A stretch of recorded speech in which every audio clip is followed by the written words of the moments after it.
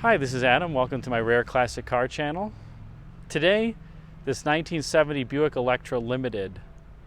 This car got such great reception the first time I talked about it, I didn't get a chance to drive it or discuss a few of the features that I thought it was worth doing a follow-up video because it's a really interesting car. This is as I mentioned, Electra Limited, not badged the 225. And a lot of people call these deuce and a quarters because they were 225 inches long. So this car is actually 225.6 inches long. Buick cheated a little bit in the nomenclature, but nonetheless, it is a big car. And as I mentioned, because it's a limited, it's not badged on the quarter panel here as a 225. It would say Electra 225 if it were the standard model. It also says limited up there on the sale panel. So this was the top of the line for Buick's luxury car in the day. It's a hardtop. For those who aren't aware what that means, hardtop really just denotes that there's no pillar in the middle here.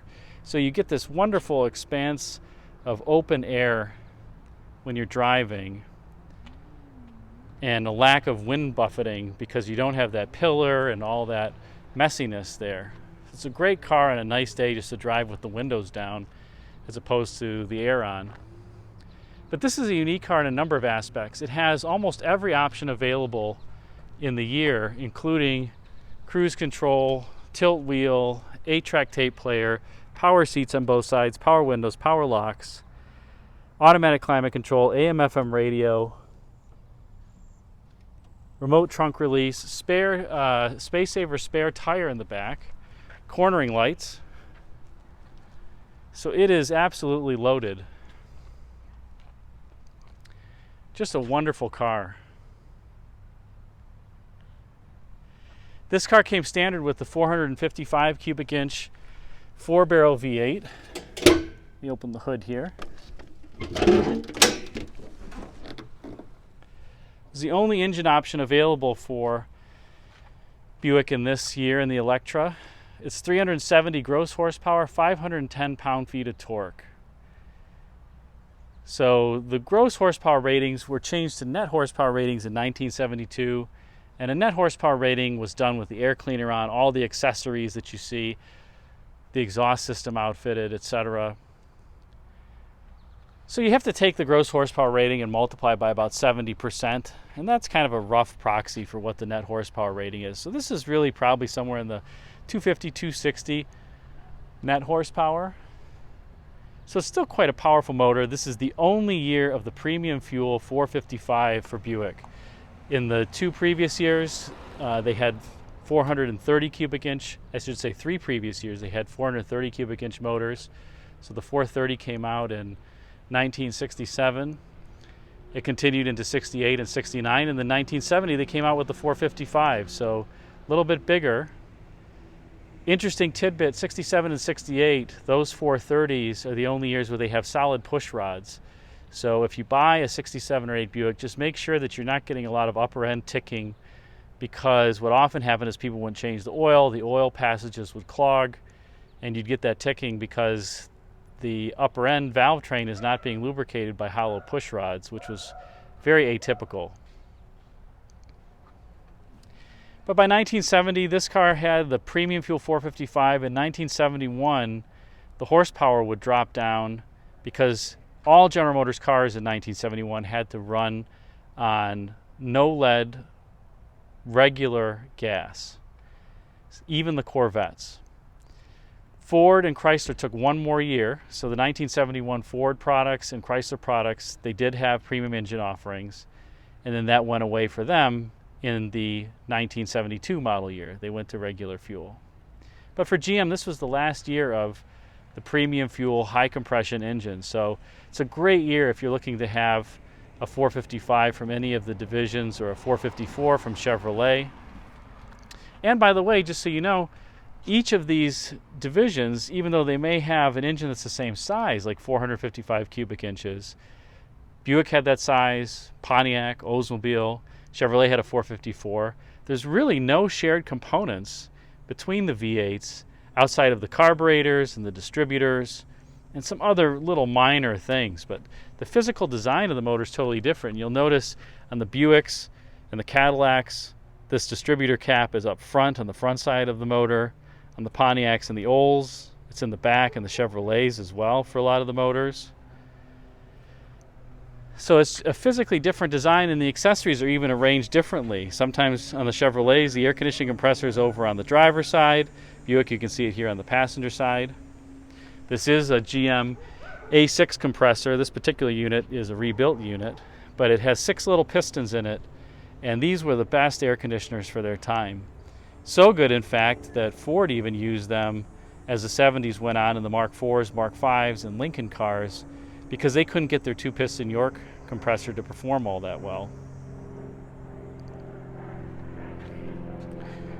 It does have the dual chamber brake system. 1967 was the first year of the dual chambers from the factory. And lastly, 1970 was the last year for this 1965 to 70 full-size General Motors platform. In 71 it was all new, and that 71 platform lasted till 76, and so much is different between these. Even the HVAC systems are totally different. Here you can see the blower motor is fully exposed, the evaporator for the air conditioner is on the firewall. If this were a 1971 Buick, the blower motor would be in the fender well, and you'd have to remove the fender, or you'd have to cut a hole in the wheelhouse, which was actually a factory specified procedure to replace the blower motor. And the evaporator case moved closer to the passenger side and kind of came out at a 45-degree angle. Of course, the suspensions changed, and as I mentioned, the motors changed in 71 as well. So just wanted people to know that there are quite a few differences between the 65 to 70s as well as the 71 to 6. One other thing you don't see on this car that you'll see on a lot of 71 to 6 cars is bracing, like braces that go from the firewall to the wheelhouse, or from the wheelhouse to the radiator cradle, or up here from the wheelhouse, bracing down in here. If you've watched the videos on my 75 Oldsmobile or 71 Pontiac, you'll see there's cross braces that go from the firewall up to the wheelhouses. If you have a Cadillac from those years, you'll see a brace that goes from here to the wheelhouse, and then from the wheelhouse to the fender cradle. And I think that's really because that 71 to 76 generation exhibited what I like to call the GM jiggle. And the frames were just not the same gauge, particularly on the Buicks, and quite flexible. And I think it was really an under-engineered frame for the size of the car. The cars grew in length, the bodies grew in weight as well, and it just created this kind of upsetting motion when you went over bumps. So like I said, you'll notice no bracing here, but if you look at videos on my channel of cars from the 71 to 76 GM full-size generation, you're going to notice each division has a different philosophy in terms of how to brace the structure to try to get some of the quivers out of it. So let's close the hood. Now, an interesting thing about Buick is that a lot of people think of them as the elder person's division. But even though the customer was kind of a more mature customer, the chief engineer for Buick at the time, whose name is escaping me, but he was into road racing. And so Buick had a number of interesting features and suspension setups that were unique to the division. And one of the things that's pretty surprising is they had a moderately thicker frame gauge than the other divisions. So Buick had that. It was a standalone feature for Buick. And they also had a bit stiffer suspensions than the other divisions did too. So let's take a quick look at some of these features that are unique to the Buick. So on the suspension, here for the Electra, the stabilizer bar diameter is 0.844 inches. And the spring rate, in terms of pounds per inches, is 325 pounds per inches on the Buick. I've written here some of those specifications for the Pontiac, the Olds, and the Mercury in my best handwriting. For those who used to watch Tim Russert on NBC back during the Meet the Press days when he hosted, he had the whiteboard. I guess this is my analogous setup here. But notice that the Buick, as I said, has a 0.844 inch diameter stabilizer bar.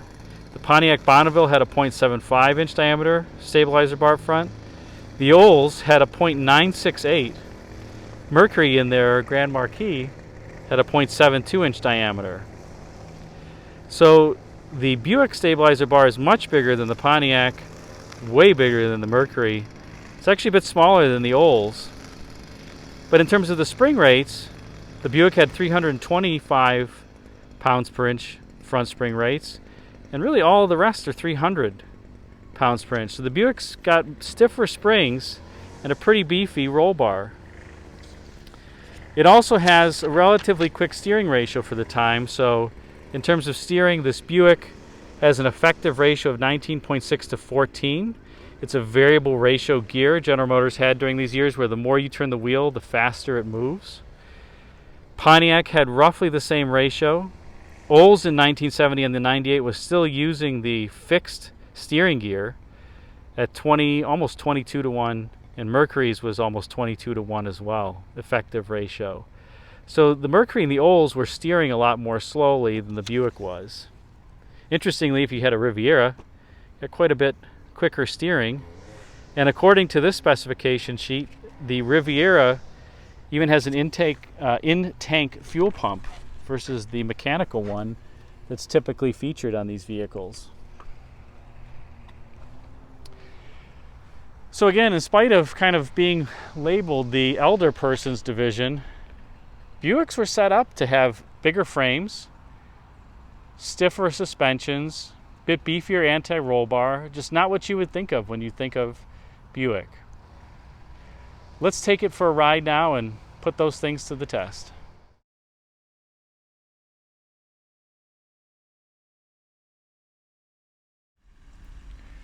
All right, so slipping inside the Buick. What a beautiful day, by the way. Couple nice things. This instrument cluster is absolutely jewel-like in how it's constructed, and the gauge faces just feels very, very rich, and as though you're presented with a lot of information as the driver, and in spite of it being mostly warning lights. But this dashboard, coupled with these ultra-rich seats, where this fabric was used until 1974, I believe, but what a rich, comfy, super cushy seat. Even the door panel looks quite rich, and the dash is really almost all soft padding and soft touch, aside from some pieces like you get here. This is hard, and the glove box door is hard, as well as this lower. But overall, just a really, really nice place to be seated. Even the visors are ultra thick, and the headliner is as well. And you get this feeling of richness that you don't get in the next generation of GM vehicles, where they have more of this wraparound dash concept, but the materials just aren't that great. To me, the mid-60s GM cars, like the 65, 67 version of this 65 to 70 generation, have the richest interiors. Then around 68, they started cutting costs. And then in 71, with the new car that came along, they cut costs even more. But Buick still did a really nice job in 70. I mean, everything you touch, from the radio knobs to the gear shift to the turn signal to the tilt wheel, these knobs all feel substantial. By the way, these knobs are unique to Buick. So if you had an Olds or Pontiac, the gear shift levers and the turn signal levers look different. Same with if you had a Cadillac or Chevrolet. This car does have the rim blow steering wheel, so there's nothing here to blow the horn. You pinch there, and it also does have the optional trumpet horn, so you can hear with 4 tones. But again, overall, slipping inside here is just a rich place to be, and it has quite a few little nice details, including, you're not going to be able to see it that well in the daylight, but there's a switch here under the mirror for a little reading light that comes on at night. So very thoughtful. You can also see in the reflection of the glass, that's the automatic climate control intake aspirator to figure out what temperature it is in the cabin. Last thing here I will say, versus the next subsequent GM generation, the 71 to 6, the A-pillars are chunkier in this car. The distance from the top of the dash to the top of the windshield is not as tall, and the distance between the top of the door and the roof is not as tall as the next generation. So these do feel, even though they're a hardtop, they do feel a little bit, I'll call it intimate, particularly when you compare it to the cars that preceded them. Nonetheless, a great place to be, and wonderful to drive on a summer day absent that middle pillar. So let's take it for a ride now.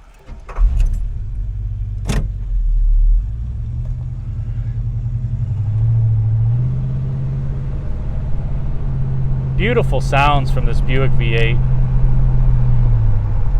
And another interesting thing is on this 65 to 70 cars, the last years of the premium fuel, they actually have a pretty good power curve and robust power curve up until almost 5,000 RPMs, even for the big blocks. So one thing you notice as you drive this car is it's got more scoot at the upper RPM range than the next low compression, generation of engines that preceded it. Where, this car makes, I think, peak horsepower at 4,600, 4,800 RPMs. The generation that came after it, the peak power was, I think, some 4,000 RPMs. But here, this also has a 256 to 1 rear end. Very, very tall. This motor is just loafing along. First gear goes up to about 50 miles an hour. Second goes to 90. So this is just made for effortless cruising. And that's what it does. It does extremely well. I would say in comparison to the other GM divisions of the time, this Buick V8 seems to be more upper RPM oriented than in particular the Olds. The Olds is more of a torque motor to me. And I would say Buick is even more upper end than the Pontiac, which also feels more of a torque monster. This one, maybe it's the 256 rear end coupled with the power curve. I find it gets off the line really well, but it doesn't quite have the same oomph that the later 455, the low compression one, does down low, in part because of, as I mentioned, the super tall rear end, and also just the power curve is different. This car actually, I would say, feels the fastest compared to competitive makes of the era if you're going somewhere around 55 miles an hour and you stomp on it, because the transmission will kick down into second gear and it'll pull second gear all the way to 90, and it's pretty shocking when you drive a car this big with that amount of passing power on the freeway. This motor was rated, as I mentioned, at 370 horsepower and 510 pound-feet of torque, so it's quite powerful. I love the turn signal, by the way, and how they did that.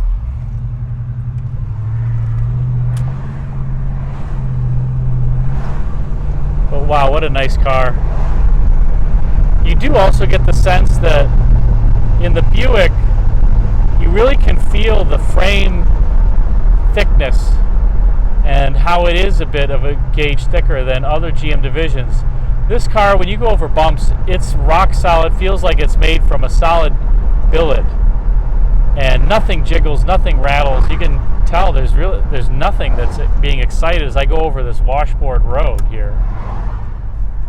And I owe that to the great job that Buick did with the frame.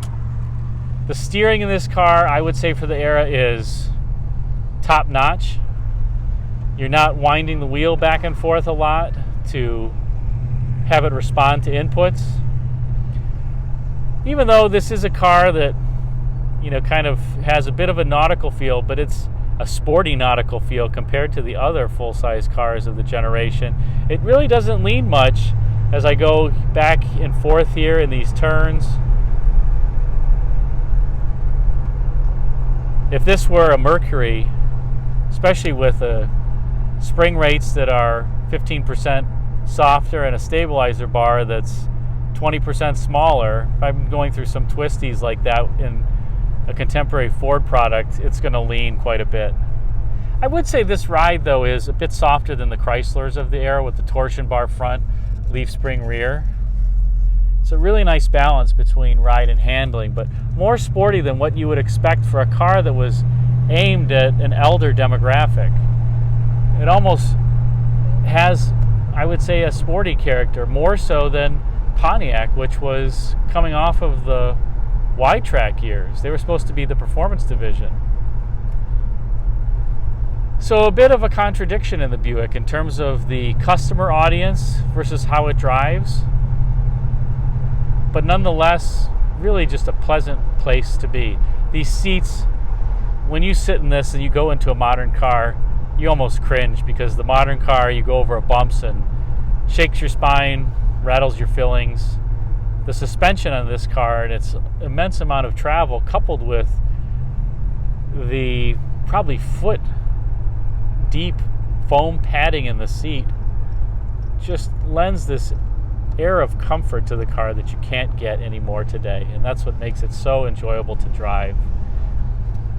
And the Buick V8, again, I would say, if you had to ask me what makes it different versus the other GM divisions or other motors of the era, I would say it's more of an upper RPM motor.